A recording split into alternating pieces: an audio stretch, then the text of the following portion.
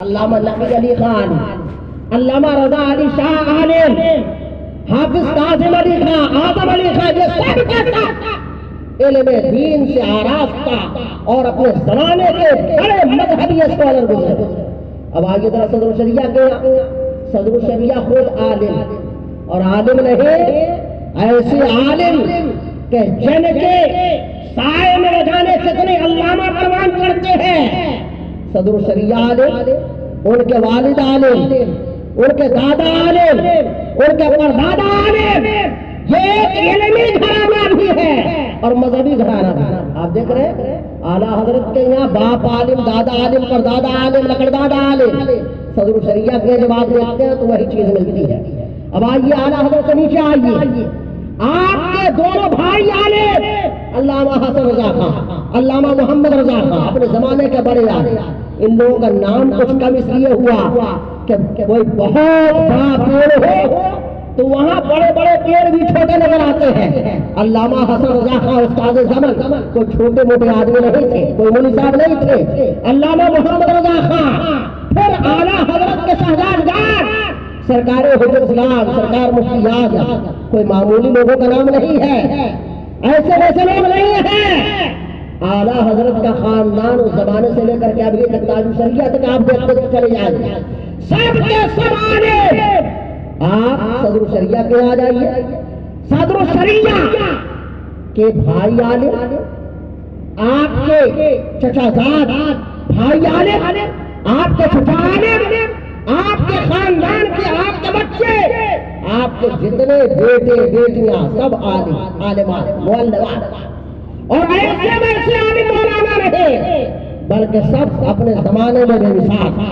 کوئی مثال نہیں ملتی ہے۔ آج سے 40-45 سال پہلے جب یہ سوچا جا رہا تھا کہ ہم سنیوں کے یہاں لڑکیوں کے لیے کوئی تعلیم کا انتظام نہیں، اعتراض تو ہر آدمی کا۔ آج کل ایک نیا شعبہ کھلا، ایک نیا شعبہ کیا کھلا ہے کہ جو لڑکے نئے نئے پڑھ کر کے نکل رہے ہیں وہ ایک کام کرتے ہیں کہ ہمارے یہاں یہ نہیں ہو رہا ہے، ہمارے یہاں یہ نہیں ہو رہا ہے، ماریرا شریف سے یہ نہیں ہو رہا ہے، بریلی شریف سے یہ نہیں ہو رہا ہے، علامہ صاحب یہ نہیں کر رہے، فلاں صاحب یہ نہیں کر رہے، فلاں مدرسہ یہ نہیں کر رہے۔ وہ یہ نہیں بتاتے کہ وہ کیا کر رہے ہیں، وہ یہ کر رہے ہیں کہ کرتا پاجامہ اتار کے پینٹ پہن کے گھوم رہے ہیں۔ انہوں نے بڑی ترقی کی تو جا کے جامعہ ملیہ کے BA میں نام لکھا لیا یا انٹر میں نام لکھا، بس یہ کر رہے ہیں۔ وہ داڑھی کٹا کے گھوم رہے ہیں، بس یہ کام کر رہے ہیں۔ لیکن اعتراض نہیں، بلکہ صدر الشریعہ نے بھی یہی کیا کہ ہمارے بزرگوں نے جتنا کیا ہے بہت کیا ہے، ہمیں اپنے طور پہ کیا کیا کرنا ہے۔ انہوں نے کیا کیا کہ جانتے ہیں، ابھی حضور محدث کبیر نے فرمایا کہ جن لوگوں کو انہوں نے پڑھایا ان کی شان یہ ہے کہ وہ اپنے اساتذہ کی صفوں میں شامل ہو۔ ہمیں اعلیٰ حضرت کے بعد علماء کی جو فہرست تیار کی جاتی ہے صدر الشریعہ وغیرہ کے بعد، اس میں حضور حافظ ملت، مجاہد ملت، یہ تمام لوگ جو ان کے تلامذہ ہیں ان کا نام آتا ہے، اور ہر طالب علم صدر الشریعہ کا اپنی جگہ پہ ممتاز اور نمایاں۔ آپ دیکھ لیجیے پورے ہندوستان میں جتنی بڑی بڑی درسگاہیں ہیں مدینہ کی، آپ جہاں جائیے گا صدر الشریعہ کا فیضان آپ کو ملے گا۔ کوئی ایسا مدرسہ نہیں کہ جہاں واسطہ بالواسطہ حضور صدر الشریعہ کے پڑھائے ہوئے اور ان کے پوتا شاگردوں پر پوتا شاگردوں کی ایک طویل جماعت میں آپ کو نظر آئے۔ مدرسے میں چاہے اساتذہ ہو وہ صدر الشریعہ کی نسل کے اساتذہ ہیں۔ مدرسوں میں جو کتابیں پڑھائی جا رہی ہیں اور جو فقہ و افتاء کا جو ماحول آج گرم ہے، میں کہتا ہوں کہ ابھی حضرت علامہ فیضان مصطفیٰ صاحب نے تفصیل کے ساتھ بتایا، اور حضور محدث کبیر کا ہر جملہ یہ بتا رہا تھا کہ بہار شریعت واقعی بہار شریعت ہے۔ اگر بہار شریعت کو خالی نکال دیا جائے اور اس کو بین کر دیا جائے کچھ دنوں کے لیے تو خود بخود آپ کو پتا چلے گا کہ کتنے دارالفتاء اپنے آپ بند ہو جائیں گے، کتنے دارالفتاء اپنے آپ بند ہو جائیں گے۔ یہ آسان ہے کہ آپ کہتے رہیے یہ ہوا وہ ہوا، یہ نہیں ہوا وہ نہیں ہوا، لیکن خود آگے بڑھ کے کچھ کرنا یہ بہت بڑی بات ہے۔ صدر الشریعہ نے تینوں میدانوں میں جہاں ایک طرف آپ نے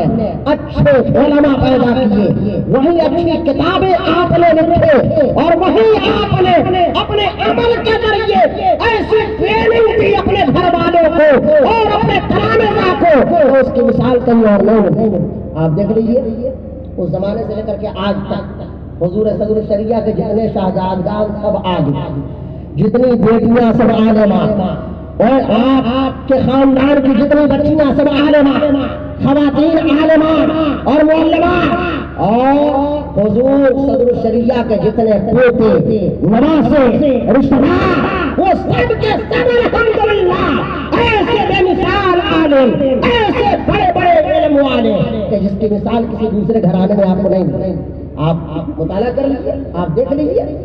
اب تو یہ عجیب و غریب بات ہے کہ جس زمانے میں ہر مولوی صاحب کا عرس ہو رہا ہے، آج کل تو عرس بھی ایک عجیب ہو بن گیا۔ عرس کا مطلب آج کل تو جیسے لگ رہا ہے کہ مونگ پھلی کی دکان، جیسے ٹھنڈی میں مونگ پھلی کی دکان کھلتی ہے اس طرح عرس، جس کا دیکھو اس کا عرس۔ میں کہتا ہوں کہ اگر اسی طرح یہ جس طرح آج کل عرس ہو رہا ہے، جس نے اتنے بڑے بڑے بال بڑھا کے گھومنا شروع کیا اس کا عرس ہونے لگا۔ عقیدے کی کوئی خبر نہیں ہے۔ آج کل مزار اور عرس کے نام پر، چادر گادر کے نام پر جس طرح سے رافضیت کو پروان چڑھایا جا رہا ہے، شیعت کو بڑھاوا دیا جا رہا ہے، اور خانقاہوں سے جس طرح صلح کلیت کو سپورٹ کیا جا رہا ہے،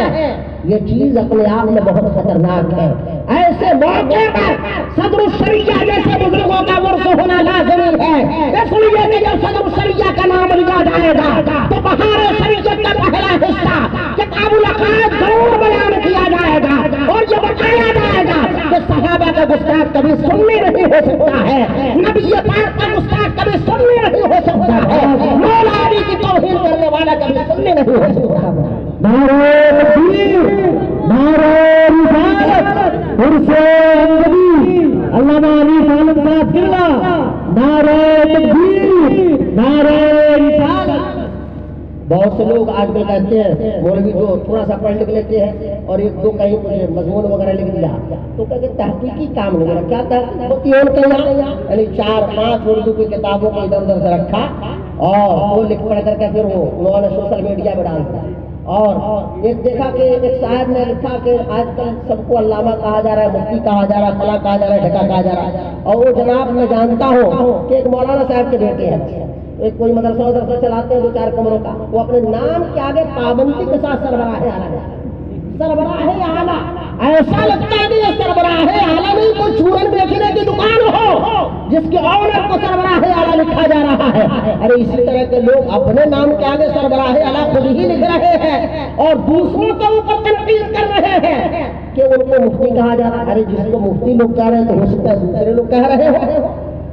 غیر کہہ رہے ہیں، لیکن وہ اپنے نام کے آگے خود ہی لکھتے ہیں، اور ان کو یہ تمیز نہیں ہے کہ ہم تنقید کر رہے ہیں دوسروں کے اوپر، اور خود اپنے ہاتھ سے پابندی کے ساتھ لکھ رہے ہیں، خود ہی اپنے آپ کو سربراہ ہے۔ اب آپ سوچیں، عجیب حال ہے، یہ مزاج بنتا جا رہا ہے۔ لیکن سنیے، حافظ ملت نے جن لوگوں کو پڑھایا اور جن کی تربیت فرمائی، پڑھنے والے سے مراد وہ پڑھنے والے نے جو مدرسے میں داخلہ لے لیتے ہیں، ایسے پڑھنے والے تو بے شمار ہوتے ہیں، پڑھنے سے مراد وہ کہ جس نے علم دین کو نیک نیتی کے ساتھ خالص وجہ اللہ پڑھا اور اپنے اساتذہ کا احترام کیا۔ تو صدر الشریعہ نے جن لوگوں کو پڑھایا، حافظ ملت نے جن لوگوں کو پڑھایا اور جنہوں نے اخلاص کے ساتھ پڑھا، آپ ان کو دیکھیے کہ وہ کام کرتے ہیں، جتنا ہو سکتا ہے وہ کام کرتے ہیں، وہ تدریس کا کام کرے، وہ تصنیف کا کام کرے، وہ تقریر کا کام کرے، وہ مناظرہ کرے، جو کام وہ کرتے ہیں، جو صلاحیت اللہ نے انہیں عطا فرمائی ہے، اپنی صلاحیت کو بروئے کار لاتے ہیں۔ لیکن یہ جو ماحول جو بن گیا ہے کہ سب سے تنقید کرو کہ یہ کچھ نہیں کر رہے، وہ کچھ نہیں کر رہے ہیں۔ اگر حافظ ملت بھی یہی کہتے ہیں کہ حضور اشرفی میاں صاحب علیہ الرحمہ نے مدرسہ نہیں قائم کیا، محدث اعظم نے مدرسہ قائم نہیں کیا، فلانے بزرگ نے مدرسہ قائم نہیں کیا، ماریرا کے بزرگوں نے مدرسہ قائم نہیں کیا، بڑگرام کے بزرگوں نے مدرسہ قائم نہیں کیا، مسوری کے بزرگوں نے مدرسہ قائم نہیں کیا، تو آپ سوچئے کیا اتنا بڑا ادارہ بن پاتا کیا؟ حافظ ملت نے کہیں یہ نہ کہا، بلکہ انہیں بزرگوں کا نام لے کر کے آپ نے ایک ادارے کی بنیاد رکھی اور چند سالوں میں اہل سنت و جماعت کو ایک ایسا ادارہ دیا کہ جہاں سے پڑھنے والے بڑے بڑے لوگ اور انہیں لوگوں میں ایک ذات حضور محدث کبیر کی۔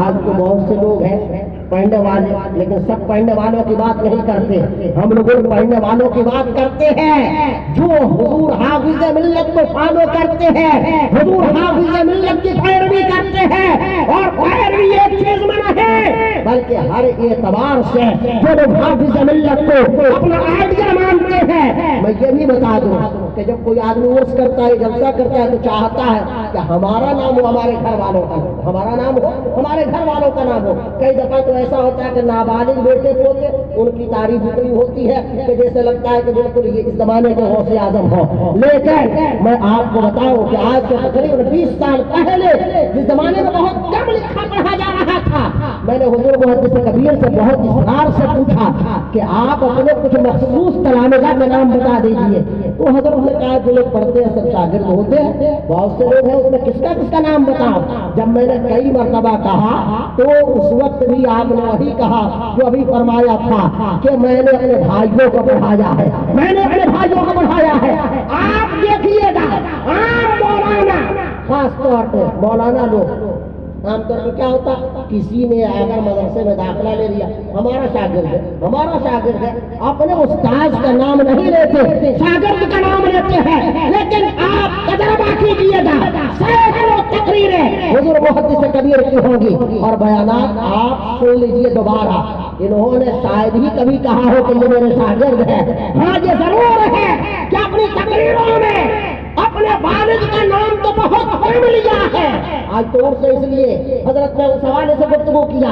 اپنے والد کا ذکر نہیں کرتے۔ آپ کے خاندان میں خود اتنے بڑے بڑے عالم گزرے ہیں کہ اگر انہیں پہ تقریریں ہو تو سالہ سال تقریریں ہوتی رہے، لیکن آپ کی وفاداری اور استاذ سے محبت کا یہ تقاضا ہے کہ جب بھی آپ بولتے ہیں آپ کی زبان سے اگر کسی کا نام آتا ہے تو یا تو آپ کے مرشد سرکار مفتی اعظم کا نام آتا ہے یا استاد العلماء جلال العلم حضور حافظ ملت کا نام۔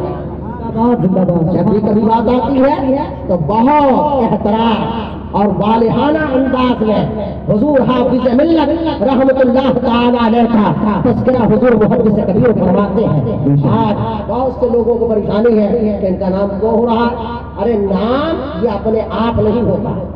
لوگ سمجھتے ہیں کہ ہم جیسے لوگ کہتے ہیں کہ چاپلوس لوگ ہیں اور یہ چاپلوسی کرتے ہیں، تو ہم کہتے ہیں کہ اگر چاپلوسوں کی وجہ سے نام ہو جاتا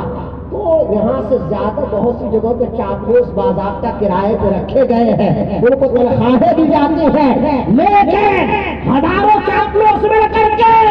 کسی کو محدث کبیر نہیں بنا سکتے ہیں، اس لیے کہ اللہ نے جسے محدث کبیر بنایا ہے وہ ذات آپ کے نگاہوں کے سامنے موجود ہے، اور جو عزت و عظمت ہے وہ اللہ کی عطا کردہ ہے، وہ چاپلوسوں کے سبب سے نہیں ہے۔ ورنہ کتنے چاپلوسوں نے کسی کو شیخ الاسلام بنایا تو شیخ الاسلام آج کل بھاگا بھاگا پھر رہا ہے، اپنا ملک چھوڑ کر کے ادھر ادھر ٹہل رہا ہے، وہ اپنے شکل و صورت سے تو صحیح ڈھنگ کا مسلمان نظر نہیں آتا ہے، جس کو بیوقوفوں نے کہا کہ وہ شیخ الاسلام ہے، کسی کو امیر بنایا جا رہا ہے، کسی کو نہ جانے کیا کیا ایسے ایسے القاب کتاب کوئی اور لکھتا ہے، اور جن کو اردو صحیح ڈھنگ سے پڑھنے کا ڈھنگ نہیں ہے ان کا نام بڑا بڑا چھپتا ہے کہ حضرت کی ذات کے ذریعے سے یہ سب خدمت ہو رہی ہے۔ لیکن سنیے، یہاں کوئی جھوٹ نہیں، کوئی فراڈ نہیں، چاہے لڑکوں کی تعلیم کا مسئلہ ہو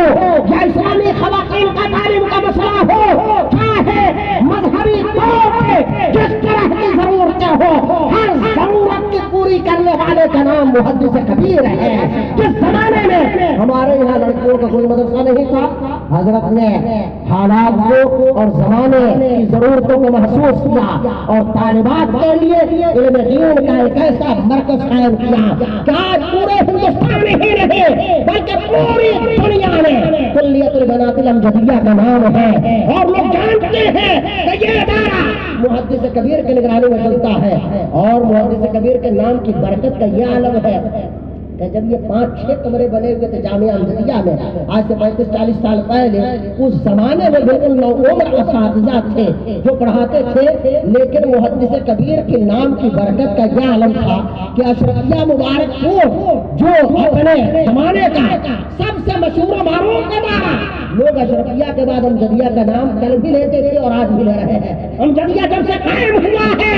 امجدیہ کو لوگوں نے صفی اول کے مدرسوں میں رکھا ہے۔ اور ایک مرتبہ تو بغداد شریف میں بات ہو رہی تھی، پاکستان کے حاجی صاحب تھے، میں نے کہا کہ علماء کے مابین فلاں مسئلے میں بحث ہو رہی تھی، علامہ صاحب کچھ الگ کہہ رہے تھے، دوسرے لوگ کچھ الگ کہہ رہے تھے۔ اس نے جھٹ سے کہا کہ علامہ صاحب جو کہہ رہے تھے وہی بات صحیح ہوگی۔ ہم نے کہا تمہیں کیسے معلوم ہے؟ تو کہا کہ نہیں، علامہ صاحب جو بولتے ہیں تو بہت غور و فکر کر کے بولتے ہیں۔ میں کہتا ہوں کہ یہ چرچا صرف گھوسی میں نہیں ہے، آپ نہیں جانتے ہو آج سے 100 سال بعد جب کوئی مصنف گھوسی کی تاریخ لکھے گا تو یاد رکھنا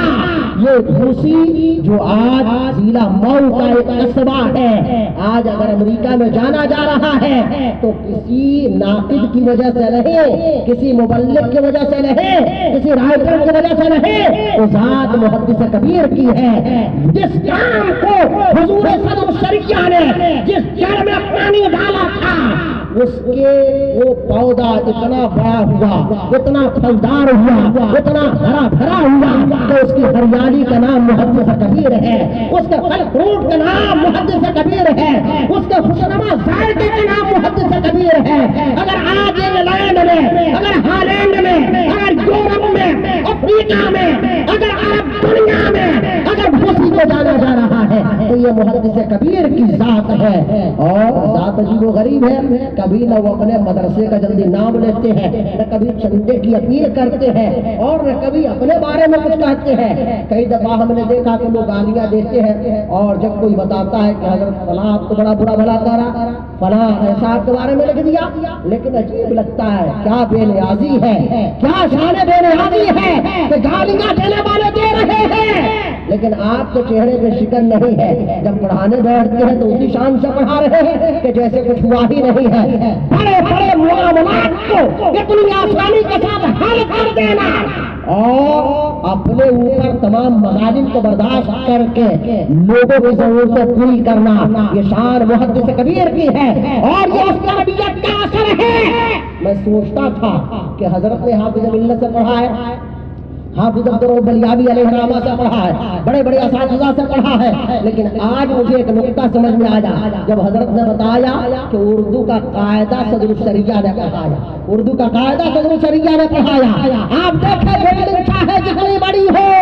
اگر بنیاد اچھی نہیں پڑی ہے تو بلڈنگ اچھی نہیں ہو سکتی ہے۔ میں نے سمجھ لیا کہ جس کو اردو کا قاعدہ صدر الشریعہ نے پڑھایا، جسے میزان و منشی اور گوشتہ پوشتہ صدر الشریعہ نے پڑھایا ہو، بلا شبہ وہ اپنے زمانے کا محدث کبیر ہوگا، وہ اپنے زمانے کا عالم کبیر ہوگا، وہ اپنے زمانے کا داعی کبیر ہوگا، وہ اپنے زمانے کا ایسا عبقری ہوگا کہ بڑے بڑے فقہا کو محضر علماء میں یہ کہنا پڑے گا یہ شان ممتاز الفقہا کی ہو سکتا ہے، فقیہ کی نہیں ہو سکتا۔ ایک موقع پہ میں نے حضرت سے پوچھا، جب کبھی ہماری کیا حیثیت ہے، بڑے بڑے علماء آپ کی طرف رجوع فرماتے ہیں اور مسائل پوچھتے ہیں، اور یہ کوئی تعریف کی بات نہیں ہے بلکہ حقیقت ہے کہ ایک صاحب نے بتایا ایک مسئلہ کہ شاد کا مسئلہ بڑا اہم ہے، ہمیشہ ہی عید بقرعید کے موقع پہ اور رمضان کے موقع پہ بڑی ہنگامہ آرائی رہتی ہے۔ کبھی کبھی لوگوں کو بامبے کا چاند یہاں نظر آ جاتا ہے، ادھر نظر آ جاتا ہے، لیکن اگر ادھر ہی کہیں ہو جائے 10-12 کلومیٹر کا فاصلے پہ تو شاید ان کو قبول ہے، ایکسپٹ نہیں۔ تو ایک مسئلہ بیان کیا گیا کہ توپ کی آواز، اب مسئلہ گھمایا کیسے، توپ کی آواز سے توپ کو چلایا جاتا تھا کہ اس کے ذریعے چاند کا ثبوت جب ہو جاتا تو اعلان کروانے کے لیے قاضی اسلام توپ کو چلوا دیتا تھا۔ توپ کی آواز جہاں پہنچتی تھی لوگ سمجھ جاتے تھے کہ چاند کسی شہر میں ہو گیا۔ مسئلہ یہ تھا، انہوں نے کہا کہ چاند کا ثبوت جب توپ سے ہو جاتا ہے تو ٹیلی فون سے کیوں نہیں ہو جائے گا؟ اور بات بالکل عام لوگوں کو سمجھ میں آنے والی ہے کہ توپ میں کوئی ایسی آواز نہیں ہے، کوئی جملہ نہیں بول رہا ہے، کوئی لفظ نہیں بول رہا کہ ہم نے چاند دیکھا، توپ کی آواز آئی، لوگوں نے مان لیا کہ یہ کرنا ہے۔ تو یہ بات مجھے بھی سمجھ میں آ گئی، یہ بات مجھے بھی سمجھ میں آ گئی، بات تو سمجھ میں آ رہی ہے کہ ٹیلی فون پہ آدمی کہہ رہا ہے، ہم پہچان رہے ہیں کہ علامہ ناظم اعلیٰ اور مصطفیٰ صاحب قبلہ علامہ مفتی محمود اختر صاحب قبلہ فرما رہے ہیں کہ میں نے چاند دیکھا، یہ صاف صاف کہہ رہے ہیں، لیکن یہ قبول نہیں، توپ کی آواز سے چاند کا ثبوت ہو گیا، یہ انہوں نے بتایا اور سمجھ میں بات آ گئی۔ تو میں نے اس خدشے کو دور کرنے کے لیے میں نے حضرت سے پوچھا کہ حضور یہ بات تو واقعی سمجھ سے بالا تر ہے، تو حضرت نے فرمایا کہ ارے مولانا چاند کا ثبوت توپ سے نہیں ہو رہا ہے، ثبوت تو قاضی کی ہو چکا ہے پہلے، چاند کا ثبوت تو قاضی کی ہم پہلے پہنچ چکا ہے، وہ تو اعلان ہو رہا ہے، اور یہ وہ توپ نہیں ہے جس توپ کو سمجھ رہے ہیں، یہ توپ جو چاند کے لیے جس کو بجایا جاتا تھا، چھوڑا جاتا تھا، یہ توپ وہ ہے کہ جو بادشاہ اسلام کے ذریعے سے قاضی اسلام کے ہینڈ میں ہوتا تھا، اور قاضی خاص طور پہ چاند کے موقع ہی پہ اسے چھوڑاتا تھا، جس کی آواز لوگوں تک پہنچتی تھی۔ جب حضرت نے یہ بتایا تو میری آنکھ کھل گئی اور میں نے سمجھا کہ واقعی پڑھ لکھ کر کے لوگ کس طرح سے لوگوں کو دھوکہ دے رہے ہیں۔ میں نے علامہ فیضان المصطفیٰ صاحب سے جلدی ایک دن ایک بات کہی، میں نے کہا کہ آج کل استفاضہ کی بیماری بھی لوگوں کو بہت زیادہ ہوئی ہے کہ ہم نے 10-20 لوگوں سے کھول کے معلوم کر لیا اور لوگوں کو بات یہ سمجھ میں بھی آ جاتی ہے، تو ہم نے کہا کہ ہم حنفیوں کے یہاں اختلاف مکانے تو معتبر نہیں، پوری دنیا میں کہیں بھی چاند ہو جائے اور دو گواہ شرعی اگر آ جائیں اور وہ گواہی دے دیں یا کتاب القاضی بذریعہ شرعی ثبوت کو آ جائے تو اس کے اوپر اعتبار کرنا جائز ہو جاتا ہے۔ تو میں نے کہا کہ اگر بامبے سے استفادہ صحیح ہو سکتا ہے یا کیرلا سے صحیح ہو سکتا ہے، عمارت شرعیہ اگر اعلان کرے اس پر استفادہ ہو جاتا ہے، کلکتہ میں چاند کا اعلان ہو استفادہ یہاں ہو جا رہا ہے، تو آخر سعودی عرب سے تو نہیں استفادہ ہو جا رہا ہے؟ کیا وہاں سننی نہیں ہے؟ کیا ٹیلی فون کی آواز وہاں سے بھی آ جائے گی؟ بہت سے سنی سعودی عرب میں ہے اور اس طرح وہ مسئلہ بھی حل ہو جائے گا۔ کہ جو لوگ کہتے ہیں کہ عید ایک تہوار ہے، سب کو مل جل کر منانا چاہیے، تو جس دن مکہ شریف مدینہ شریف میں عید ہوتی ہے یا روزہ رکھا جاتا ہے، اگر اسی دن یہاں سے فون کیا جائے 10 رہے میں 100 لوگوں سے گواہی دلوا دوں گا، کہلوا دوں گا کہ وہاں چاند کا اعلان ہو چکا ہے۔ یہاں کیوں نہیں مانیں گے؟ یہاں اس لیے نہیں مانیں گے کہ اگر مان لیں تو پھر آپ کے اعلان کرنے کا مطلب ہی کیا رہ جائے گا؟ تب لوگ کہیں گے کہ وہ چیز تو ہم خود بھی کر لیں گے، ہم نیٹ پہ یا موبائل پہ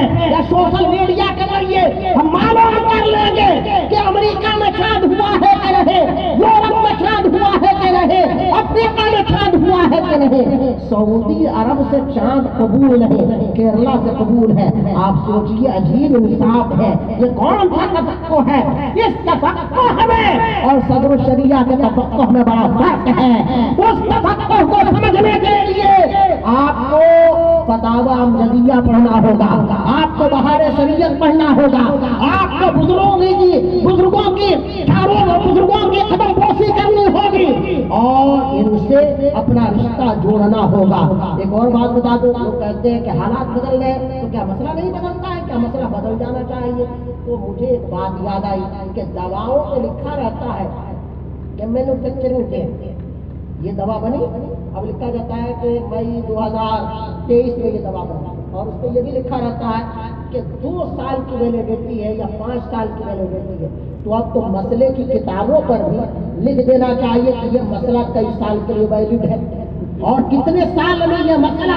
اس قابل ہو جائے گا کہ اس سے نئے سرے سے غور کیا جائے یا اس کی ویلیڈیٹی ختم کر دی جائے، اور جب وہ 10 سال گزر جائے تو ان مسئلے کی کتابوں کو اٹھا کر کے دریا میں ڈال دیا جائے یا کسی قبرستان میں دفن کر دیا جائے کے ساتھ، اور پھر نئے سرے سے جیسے دوا کمپنیاں دوا بناتی ہیں، دودھ 2 دن رکھتے یہ خراب ہو جائے گا، تو اسی طرح سے اب لوگ سمجھ رہے ہیں کہ مسئلہ جو اعلیٰ حضرت نے لکھا تھا 100 سال تک کیسے وہ مسئلہ ویلڈ ہو گیا، صدر الشریعہ نے لکھا تھا 77 سال تک کیسے ویلڈ ہو گیا، حافظ ملت نے لکھا تھا۔ عجیب تماشا ہے،